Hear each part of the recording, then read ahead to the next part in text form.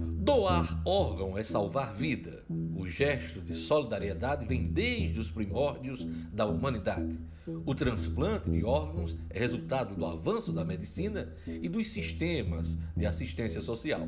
O Brasil tem hoje o maior programa público de transplantes de órgãos e tecidos do mundo.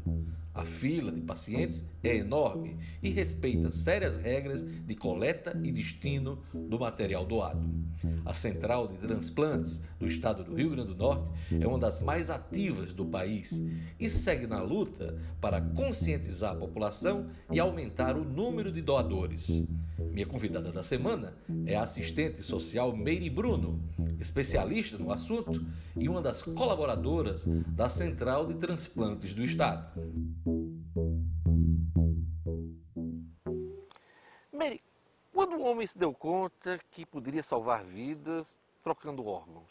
Essa história vem de muito tempo, né? Desde o início da civilização que as pessoas querem aumentar a sobrevida, né? Então começaram a fazer várias tentativas para ver se você tinha aquele órgão que não estava funcionando, vamos tentar colocar um que funcione, né? E aí foi na história assim muitas tentativas, muitas assim algumas conquistas, aí perdas, desilusões e tentava de novo e nessa história toda assim, né? Mas desde o início da civilização que se tem histórias assim de tentativas de Que seguiu transplante. paralelo até os avanços da O avanço da medicina, medicina, né? exatamente.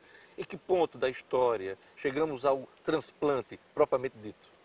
Os estudos apontam que o primeiro transplante bem sucedido, né, na história aconteceu em Boston, nos Estados Unidos, em 1954. O médico ele fez um transplante de rim com gêmeos idênticos, né? Então assim não tinha problema de rejeição porque eram gêmeos idênticos. Então esse foi bem sucedido. A partir daí é que começou, depois com o avanço, como você falou, da medicina, foram surgindo as medicações, né, mais específicas, que são o que a gente chama de imunossupressor, que Pra evita a evitar rejeição. rejeição, né? Então, assim, depois disso foi que começou a ser uma prática mais rotineira, o transplante, né? Mas isso já bem pela década de 70, 80, né? Assim, foi já bem mais... Qual foi o primeiro transplante realizado no Brasil? No Brasil, assim, o primeiro transplante que a gente tem notícia, assim, foi um transplante de rim que aconteceu em 64 no Rio de Janeiro. Mas o marco, assim, o mais conhecido, assim, é o transplante cardíaco que aconteceu em São Paulo em 68. O Zerbini. O Né? Zerbini, exatamente. E aí, assim, como eu falei, ainda eram muitas assim, tentativas, aí conquistas, porque isso foi uma conquista, só que durou uns 18, assim, nem 20 dias. Mas Conquista aí do procedimento, mas a sobrevida dessas pessoas ainda eram muito baixa a sobrevida, né? Então, com o descobrimento, né, assim, a descoberta do imunossupressor, né, dessa medicação que evita a rejeição, aí sim, eles passaram a ser, né, feitos sem tantos problemas, né? Então, do ponto de vista legal, qual foi o marco? o marco aqui no Brasil, porque assim, aconteceram esses em 68 e tal, mas assim, durante uns 30 anos, acontecia tudo na informalidade. Então, assim, você não tinha critérios para a distribuição daqueles órgãos, não tinha critério para definir quem precisava de transplantes, mas em 1997 foi criada a lei que criou o Sistema Nacional de Transplantes e aí foi onde se definiu a Política Nacional de Transplantes. Aí a partir daí foi tudo regulamentado, né, e é o que a gente segue até hoje. Quem faz parte desse Sistema Nacional de Transplante? O Sistema Nacional de Transplantes, ele fica em Brasília, né, no Ministério da Saúde, e todos os estados têm a Central Estadual de Transplantes, tem o seu Sistema Estadual de Transplantes, que seguem as normas ditadas pelo Sistema Nacional de Transplantes, né? Dá para doar qualquer tipo de órgão? Assim, a gente tem dois tipos de doadores. Tem o doador vivo e o doador falecido. O doador vivo é aquela pessoa saudável, né, que, vamos dizer, você tem um irmão que está precisando de um rim, então você está bem e tal, vai fazer o exame para ver se você é compatível com aquele seu irmão para você doar um rim. Então, você pode doar um rim, pode doar uma parte do fígado, um pulmão, uma parte do pulmão, medula óssea. Então, são doadores que a gente chama de doadores vivos, né? E aí, esses doadores, eles, de acordo com a lei, eles têm que ser parentes até 4º grau Se não for parente, tem que ter uma ordem judicial. Por que isso? Para a gente evitar a negociação, evitar, né, o que a gente chama de negociar o favorecimento, negociar mesmo, a questão financeira, assim, de você compra de órgãos, essa coisa. Então, isso existe? A gente, não, isso no Brasil, pelo menos que a gente saiba, não existe. Evita com isso, porque se você não é parente, você tem que passar por uma comissão ética do hospital, aí faz entrevista com assistente social, psicólogo, quer dizer, uma equipe muito grande que para poder saber por que você, não sendo parente, vai querer doar para aquela pessoa. É só um gesto de amor, o que é que está por trás? Então há uma investigação ainda? Há uma investigação e aí depois de tudo isso faz um parecer para o juiz e só com a autorização do juiz é que aquela pessoa que não é da família pode doar. Esse é o caso. Aí, mas esse é o tipo caso de doador vivo. O doador falecido, a gente também tem dois tipos de doador falecido. Tem o doador falecido com coração parado, parou o coração, você pode doar córnea, né, tecido. Você pode doar córnea, você pode doar ossos, você pode doar pele. Se é um doador com morte encefálica, então esse doador aí ele pode doar fígado, rim, coração, pulmão, pâncreas, né, assim, aí os tecidos também, a intestino, aí tem os tecidos que córnea, ossos, pele. Quase tudo, né? né? Então assim, quase tudo pode ser doado, né? Então, quando você tem a morte encefálica, né, assim, quando o cérebro parou, o primeiro caso é quando o coração para, o segundo é quando é o cérebro que para, porque aí o cérebro parando, os órgãos ainda ficam por um tempo funcionando, mas aquela pessoa já é considerada morta, porque tem uma resolução do Conselho Federal de Medicina definindo o que é a morte encefálica, né? Então, a morte encefálica, ela, para ser diagnosticada, aí tem que ser feito 3 exames, né? Assim, são 3 médicos diferentes. O primeiro médico faz o exame, aí 6 horas depois vem o segundo médico para fazer aquele exame clínico, e entre esses exames a gente tem um exame de imagem, que é um eletroencefalograma, um Doppler, que aí depois que faz esses 3 exames é que define que aquela pessoa realmente está em morte cefálica. Então aí é considerada morta e aí a gente tem que correr contra o tempo para aqueles órgãos ainda continuarem funcionando. Este é o protocolo? Esse é o que a gente chama de protocolo de morte cefálica, são esses 3 exames. Explica pra gente o que é doador potencial e doador efetivo. Pronto, o doador potencial é quando inicia esse protocolo. Então assim, o hospital está suspeitando que aquela pessoa que chegou lá, sofreu um acidente e tal, ele está suspeitando que aquela pessoa está em morte cefálica. Então ele inicia esse protocolo, ele faz o primeiro exame. Então assim, são vários exames que vai fazendo, testes para ver se aquela pessoa vai reagir ou não, né? E aí, quando ele faz esse primeiro exame, ele tem que notificar para a Central Estadual de Transplantes, né? Informando que iniciou o protocolo, então notificando o que a gente chama de potencial doador. Então, aquela pessoa, assim que iniciou o processo, né? Fez o primeiro exame, ele passou a ser um potencial doador. Ele só vai ser um doador efetivo quando terminar esses 3 exames, confirmou a morte encefálica, aí a gente entrevista a família e aí quando a família doa, aí ele passa a ser um doador efetivo. Qual o tamanho da fila no Brasil, em especial no Rio Grande do Norte? No Brasil a gente tem uma fila com aproximadamente 34 mil pessoas, né? Dessas, mais de 20 mil estão à espera de um rim, mais de 10 mil à espera de uma córnea, né? Aqui no estado a gente tem uma fila menor, lógico, né? Assim, mas a gente tem 182 pessoas aguardando um rim e a gente tem 176 aguardando uma córnea. Como funciona a fila? Tem fura-fila? Não, assim, a gente é uma coisa muito séria, né? A gente, tanto que, assim, para entrar na fila, só pode, tem que ser cadastrado no sistema e quem pode cadastrar é o médico que faz parte da equipe de transplantes que foi habilitada pelo Sistema Nacional de Transplantes. Então, por exemplo, aqui no estado, a gente tem para rim, a gente tem o Hospital Universitário e o Hospital do Coração. Então, somente a equipe que está habilitada do Hospital Universitário e a equipe habilitada do Hospital do Coração é que pode colocar a pessoa na fila. Se você vai para um outro nefrologista ou você está fazendo hemodiálise, e aí você, até 3 meses fazendo hemodiálise, você tem que ser encaminhado para fazer avaliação, para entrar na fila de transplantes. Então, quando você vai entrar na fila de transplante, você tem que ir para um desses médicos que fazem parte dessa equipe. E aí o médico lhe cadastra. A gente da central não conhece nem quem está na fila.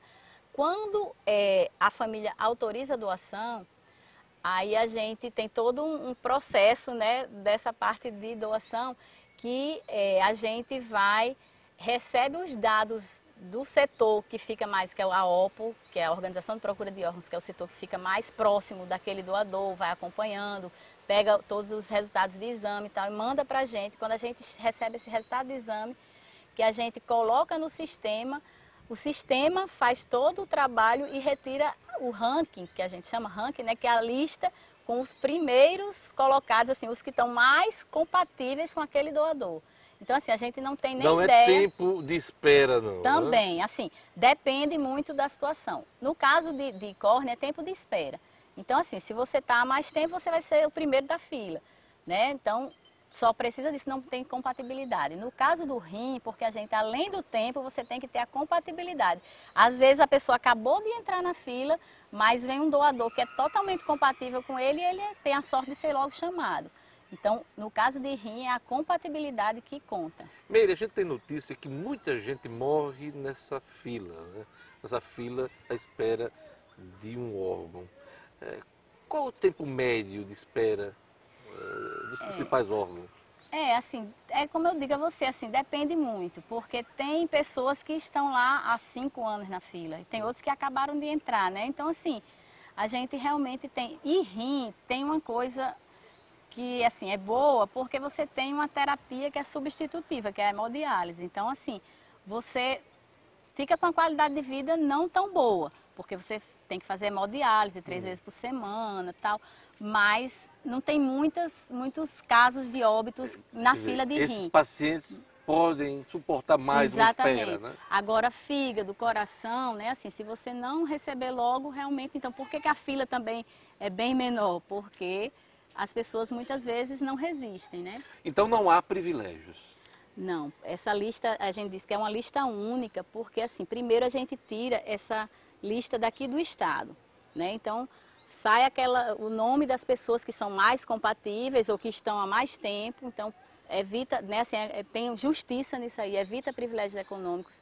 Tem também transparência, porque as pessoas que estão na fila, elas têm acesso ao sistema, então elas sabem qual é a vez dela, elas sabem, né? No caso de córnea é mais fácil de controlar, porque como é só o tempo, então elas sabem, eu sou o 10º da fila, na semana seguinte, eu ainda continuo o 10º da fila, ligam pra gente assim, o que foi que aconteceu? Infelizmente, essa semana a gente não teve nenhuma doação, então realmente a fila não andou.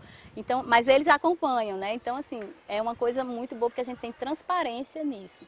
E quanto mais transparência, melhor. Melhor, né? o controle, melhor, né? Assim, a credibilidade que se dá, né, a essa fila.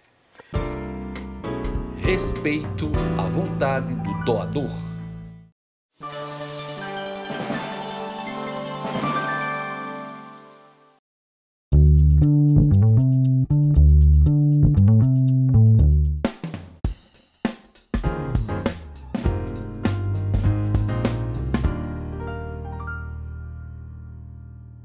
Ainda há muita resistência das famílias na hora de doar órgãos dos entes falecidos? Infelizmente, a gente ainda tem uma resistência muito grande. O ano passado, a gente tinha 53% de recusa familiar aqui no estado. Esse primeiro semestre já deu uma melhorada, a gente conseguiu baixar para 44%. Só que a gente não pode se acomodar, né? Agora, o mês de agosto, para você ter uma ideia, aumentou assim consideravelmente. A gente teve uma recusa familiar de 73%.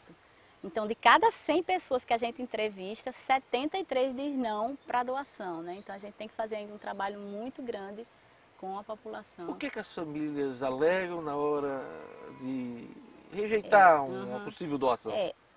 Como eu falei, assim, geralmente os casos de pessoas que se tornam doadoras são pessoas que têm ou um AVC ou sofrem algum acidente, né? Ou então tiro, né? Faca. Então, assim, são causas que a gente chama traumas, né? Causas externas.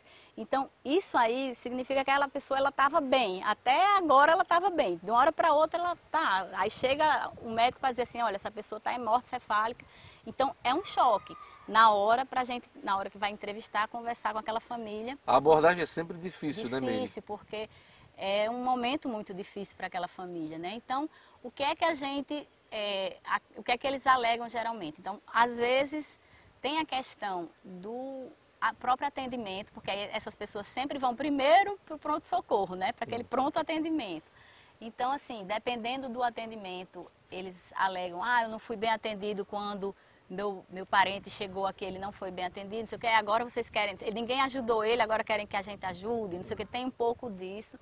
Tem também ainda muita falta de informação, que às vezes as pessoas dizem assim, eu não quero doar porque eu quero manter o corpo íntegro. Só que assim, é falta de informação porque está lá na lei, a gente tem que entregar esse corpo íntegro. Então assim, é uma cirurgia como outra qualquer. Abriu, retirou os órgãos e depois sutura do mesmo jeito de uma cirurgia. Então assim, o corpo vai estar intacto, vai estar íntegro, né? Assim, só retirou os órgãos. Falta de informação nisso aí, Falta de informação.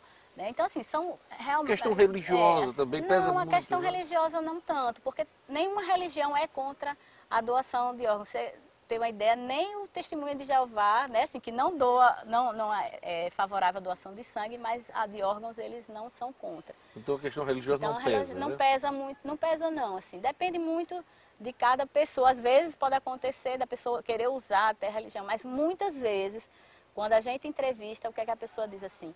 Não, eu não sei, ele nunca falou se ele era doador e tal, então eu acho melhor não doar.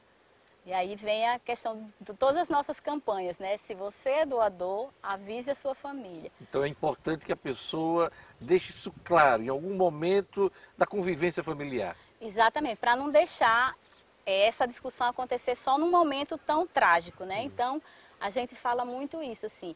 Aproveita um momento que está lá, todo mundo, almoço de domingo, junta a família toda, conversa, porque é uma coisa que realmente a gente vê, a nossa cultura, falar de morte é difícil, né? As pessoas não gostam de conversar sobre morte em nenhum momento, né? Exatamente. Então, assim, a gente fala muito quando eu vou fazer palestras nas universidades e tal, os adolescentes, os jovens, eles dizem muito assim, eu chego para dizer, para minha mãe, assim, olha, se eu morrer e tal, eu quero ser doador. A mãe diz logo, pare com essa conversa, eu não quero nem essa conversa aqui, que eu não quero você falar de morte aqui. Então, assim, a gente tem essa cultura de não falar de morte, né? Mas o que a gente mais indica é isso, é que em qualquer momento você aproveita, está lá assistindo televisão, apareceu alguma reportagem sobre o assunto, então aproveitar para conversar, olha, se acontecer alguma coisa comigo, eu quero ser doador, porque é muito mais fácil. Algum caso que dê exemplo, geralmente às vezes uma pessoa, uma celebridade morre e doa os órgãos. Exato. Aquilo ali serve de exemplo. Então assim, é o momento de conversar com a família, né? Então você aproveitar aquele momento. Conversar de forma séria, né? Não na brincadeira e tal, mas sério, olha, se acontecer, eu quero, porque isso é muito bom, facilita até o trabalho da gente. Quando a gente às vezes chega, quando o médico diz assim, olha, foi confirmado, o seu filho está em morte cefálica e tal, eles já vão, muitas vezes vão atrás da gente para dizer assim, olha, ele sempre dizia que era doador, eu quero que ele doe. Às vezes até nem pode doar, tem alguns casos que, né, assim, que é descarte, que a gente chama de descarte clínico, que nem pode doar, mas a família chega, né, e a gente vai e conversa. Então, assim, quando você avisa a sua família, quando conversa com a família, e assim, pedir para a família respeitar a sua vontade, né? Então, mesmo que você, como pai, não queira doar, mas se seu filho disser, eu quero doar, você respeitar a vontade dele, né? Então, é isso que a gente fala sempre. Tempos atrás havia uma lei que estabelecia que a pessoa poderia dizer se era doadora ou não na carteira de identidade. Essa lei caiu em desuso, depois foi revogada. Por quê? Porque assim, você é o que chamam de doação presumida, né? Se você tem na sua carteira de identidade carimbado lá, não doador, então a pessoa já sabe, chegou lá, já sabe que você não é doador. Mas se não tem, já presume-se que você é um doador.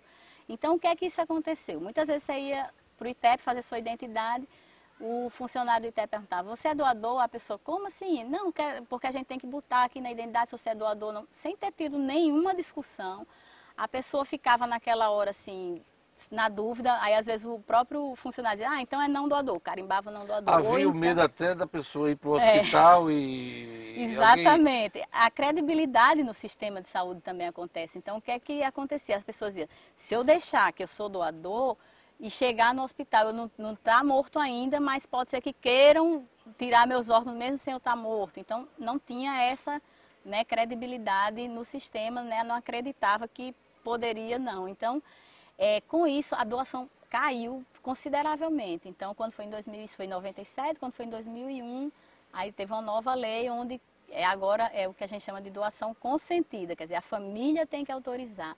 Às vezes a pessoa diz assim, mas eu posso ir no cartório, registrar que eu sou doador se minha família não quiser doar. Não, não adianta, porque a gente tem um documento lá, que é o termo de doação, que só pode retirar os órgãos se esse termo de doação estiver assinado pela família. Né? Se for menor de idade, menos de 18 anos, tem que ter a assinatura do pai e da mãe. Então, assim, é muito sério. Né? Não é uma coisa que vai, né, fazer de qualquer jeito, assim. Segundo o Ministério da Saúde, o Brasil possui um dos maiores programas de transplante de órgãos e tecidos do mundo. Isso é verdade? É verdade, assim, o Brasil, ele não é um dos maiores, ele é o maior, ele possui o maior programa de transplante público do mundo. Né? Ele, inclusive, cerca de 90% dos transplantes realizados no Brasil são realizados pelo SUS.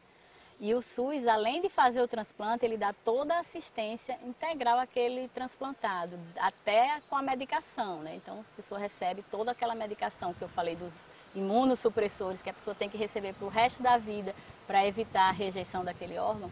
É uma responsabilidade do Estado manter essa medicação para esses pacientes. Como é que está o desempenho do Rio Grande do Norte? Tanto na parte de doação e também de transplante. Uma coisa está ligada à outra, mas primeiro vem a doação. Exatamente. A gente melhorou muito, né, nesse primeiro semestre agora, que no ano passado a gente estava com 11,3 doações por milhão de população. A gente passou agora para esse primeiro semestre, agora em junho, a gente tem 18,4, né, por milhão de população. Então, de 11 para 18, foi assim um salto muito bom. Né? Assim, comparado ao Brasil, o Brasil estava com 14, passou para 16. Né? Então, a gente agora é o terceiro do Nordeste, né? Está atrás só do Ceará e de Pernambuco. E é o oitavo do Brasil em doação. Né? Com relação a transplantes, a gente também está bem, né? Assim, esse primeiro semestre em transplante renal, a gente é o segundo do Nordeste, a gente está só abaixo do Pernambuco, né? E é o sétimo no Brasil em transplante renal. Transplante de córnea a gente está em terceiro no Nordeste e é o nono. Então, assim, a gente está até bem, né, nos nossos dados do primeiro semestre. Mas é como eu digo, a gente não pode se acomodar e a gente tem que continuar com esse trabalho. Né, tanto com o trabalho com a população, como com os profissionais de saúde.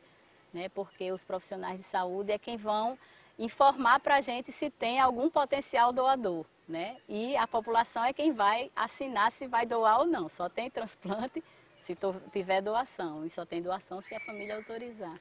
Meire, doar órgão é, acima de tudo, um gesto de solidariedade. Até que ponto campanhas como o Setembro Verde ajudam a conscientização da população? Essas campanhas, elas ajudam a sensibilizar, né, a população. O Setembro Verde foi criado porque em setembro é quando a gente comemora, no dia 27 de setembro, o Dia Nacional de Doação de Órgãos. E a cor verde porque faz referência ao símbolo, né, do laço verde, que é um símbolo mundial de doação de órgãos. Então, a gente já faz um tempo que está fazendo todo ano essa campanha do Setembro Verde. É a caminhada, né? A gente, num dos sábados. No sábado mais próximo do dia 27, a gente está, nesse ano foi a quinta caminhada pela vida, né? A gente, com isso, assim, é uma caminhada pequena, mas é mais só para poder chamar a atenção para o tema, né?